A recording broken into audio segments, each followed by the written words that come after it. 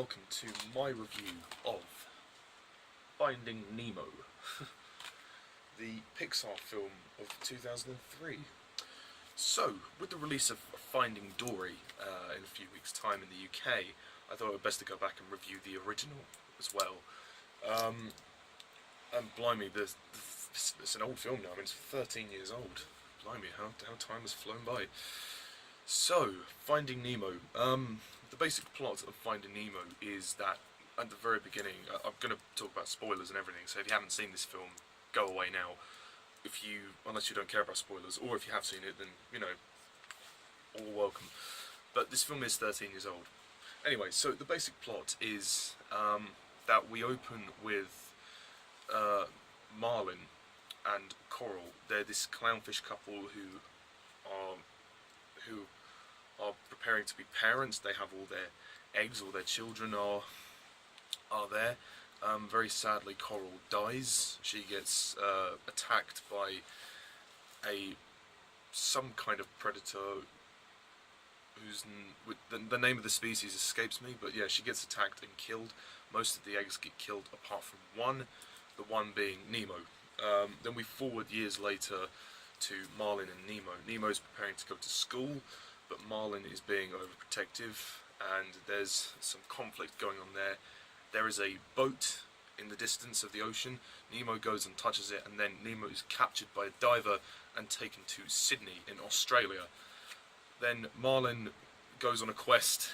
He meets up with Dory, this bluefish who has a short-term memory loss problem, and together they go on a quest to rescue Nemo from the dentist before he is subjected to the dentist's niece, Darla, who will ultimately kill him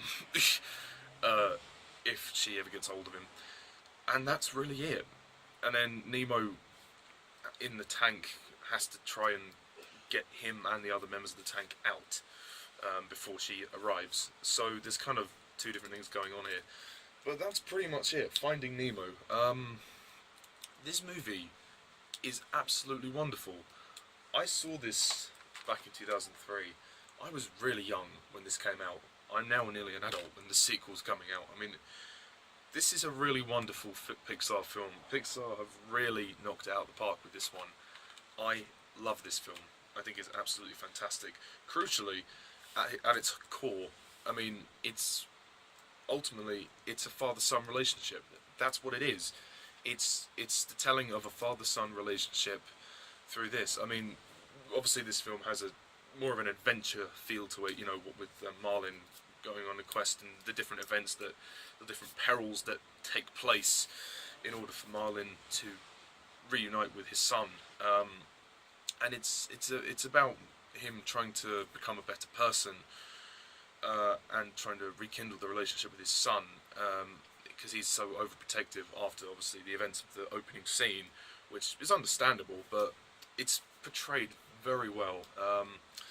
I mean, you know, considering this film is called Finding Nemo, I feel that the main character is actually Marlin, because it's his journey to become a better parent, and you know, he realizes that he was overprotective, and it's beautiful. I mean, particularly that scene where you see him break down inside the whale when him and Dory are stuck. He's like, no, I have to get out and find my son and tell him how old sea turtles are, and you know, he breaks down and cries.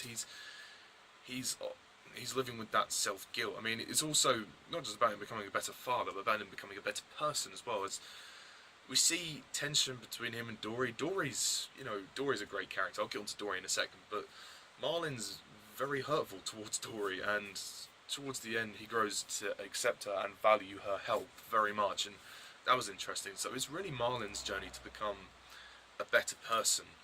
But having said that, it's about Nemo as well. Nemo is a lovely character. When he gets stuck, he learns to be a bit more brave. He wants to be brave. He wants to be like everybody else, but his father has been holding him back.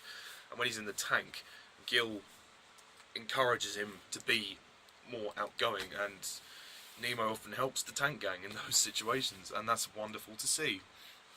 Like I said, this film has a nice adventure feel to it. as well as the heartwarming story. The narrative is very, very well done, but the adventure feel is nice too. We have sharks, jellyfish, anglerfishes, there's chases, there's fights, there's everything you could ask for. You know, there's never a dull moment. It's a huge sort of quest that they go on, all the way to Australia, and I particularly liked the scene with the sharks. That was very funny. You know, fish are friends, not food. That's funny. And of course we have Ellen DeGeneres as Dory, who will get her own film this year, Finding Dory. But as for this film, she's a supporting character, and she was a hit. She still is.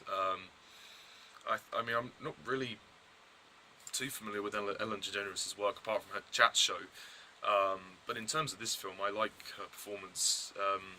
She gives a lot of life to Dory, and I love the short-term memory loss aspect. They don't overdo it. They don't force it down there. You know, there'll be an odd moment when Dory just suddenly kind of slips out and she just forgets things. Like when she meets Marlin, that's hilarious. When, you know, she's like, "You got a problem, buddy? Huh? Do you? I love that bit when it zooms in on her eyes. That's funny. And you know, she's like, well, you know, it runs in my family, or at least I think it does. Can I help you?" Just all of a sudden, these little moments where she just sort of forgets. It's very funny. It's very funny, I have to say. The comedy is fantastic in this film. I laughed a lot. I also love the scene with the turtles. That's very good. Like with Crush, you know. Dude, focus, dude. Oh, it's great. It's great fun. This movie's just so much fun as well. I mean, it tells a fantastic story, but it's also a huge amount of fun. You know, as a child, I had so much fun with this film. I mean, I also had the video game. This Finding Nemo was like the first PS2 game I ever had as a young kid when I got the PS2, so it means a lot to me. And the film equally is fantastic. I will say, if I have one criticism, I don't have any other criticisms apart from one, is that there are a bit too many characters. I think you have a lot of people here. You have, you know, obviously Marlin, Nemo, and Dory. You need them, but I think the tank gang, they focus a lot on them, and there's a lot of people in that tank. And there's also the turtles, and then the fish school, and then also the parents of the other kids, and the school kids, and Mr. Ray. It's a bit huge on characters. But yeah, also I love the way they portray Darla in this film. Darla, who's the dentist's niece. It's just funny how they create so much suspense around her, that she's like this horrific kind of looking girl. She's with these braces that go all the way around her face. She's like this 8-year-old kind of psycho child. It's kind of scary, actually, thinking about it now. It's kind of scary seeing Darla. I don't think she'll be in the sequel. I'll be surprised if she is. But yeah, I just also think this film's really intense as well, like especially towards the end when Nigel flies Marlin and Dory into the dentist's room. That's fantastic. I mean, the dentist has the perfect line there. All the animals are gone mad. I love that. That's just brilliant. Completely sums up. It's a mad ruckus, and I love that.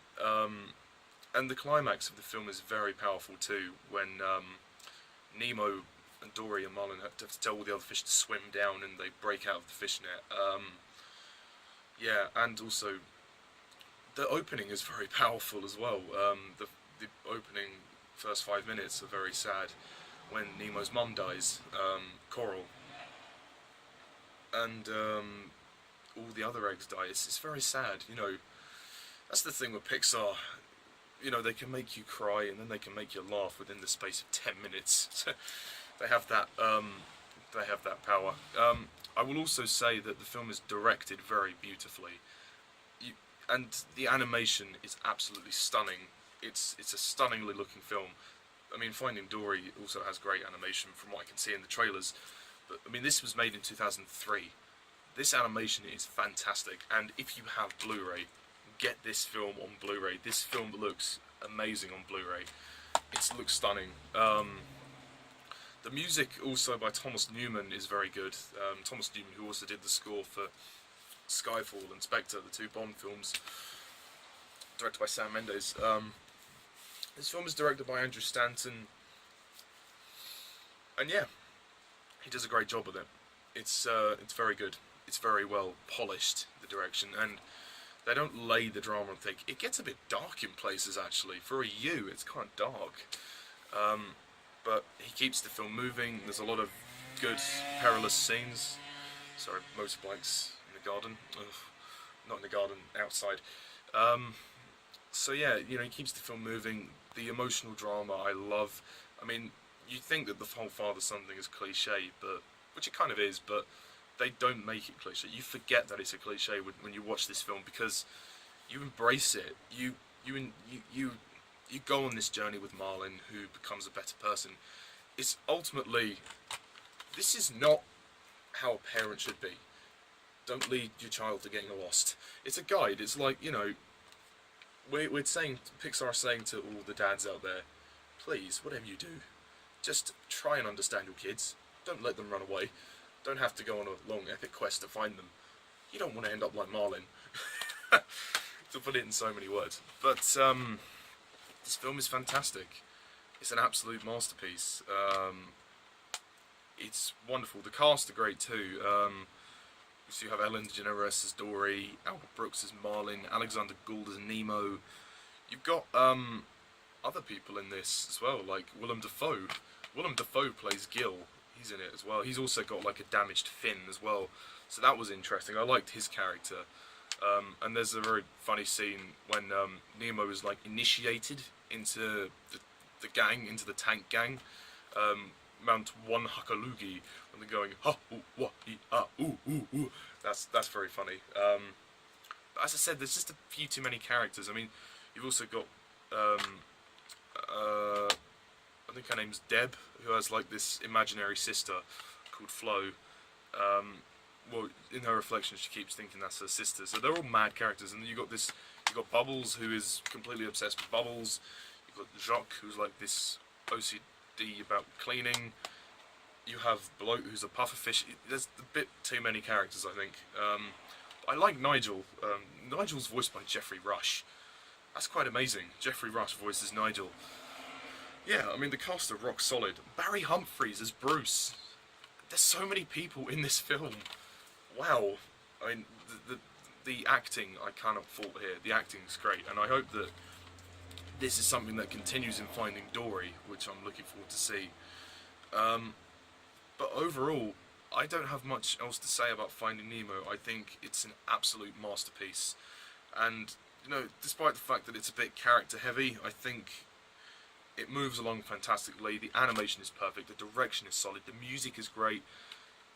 It's a really great film which tells a great story and has a great family message to it about dads. It encourages dads to, you know, be better parents, and, you know, for the father and son to just get along. You know, I mean, obviously I'm not explaining it very well, but that's essentially what it is, and it gets a bit dark in places, but it's also very funny. So it's very, tonally, it blends in very nicely. You know, you're not overwhelmed with darkness, but it's not too silly either.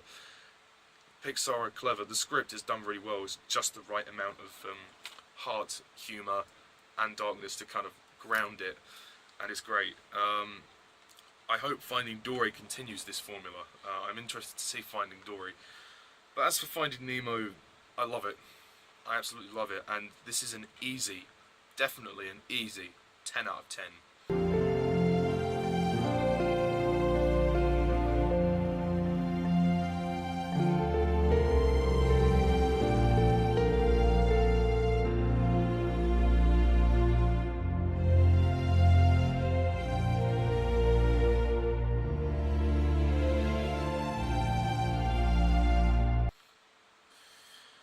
Yeah, I love this film. So, that's what I thought of Finding Nemo. So, tune in next time when I review Finding Dory, which will be out in about a week or so in the UK, I believe. I'll be going to see that with some friends. I'm looking forward to it. This is going to bring back a lot of memories, I hope. I'm not expecting Finding Dory to be as good, or, you know, even anywhere close to a 10 out of 10, but I just want it to be good, at least. I want it to at least be good. I mean, I don't think it will be like a game changer like Inside Out was. Also on the subject, I am going to be reviewing a few more Pixar films. I'm going to try and review the Pixar movies, you know, over the summer. Now that I've finished Star Trek, or almost finished Star Trek, I'm going to try and review some of the Pixar movies too. Possibly the Mad Max films. I'll see how my schedule goes, but yeah. But that's it for now. That's what I think of Finding Nemo. So, thank you guys all for watching. As always, I'm Mr. Dallas11. See ya.